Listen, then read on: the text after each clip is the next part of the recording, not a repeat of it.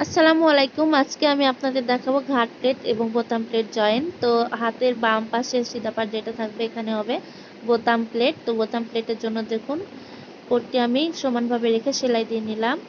এরপর ওপর সাইড নিয়ে উল্টো পাশে এক ভাঁজ দিয়ে ডবল রেখে সেলাই দিতে হবে, ঠিক আছে।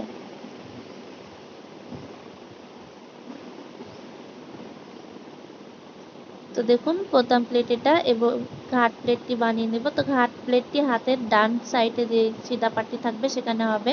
তো কোটটি সমানভাবে নিয়ে সেলাই করে এটা হবে আপনাদের উল্টো পাশে সমানভাবে ভাঁজিয়ে দিতে হবে এটাকে। এরপর বাড়তি অংশ কাপড় ভেতরে ভাঁজিয়ে দিয়ে 1 ইঞ্চির মতো চওড়া কাপড় রেখে সেলাই দিতে হবে, ঠিক আছে।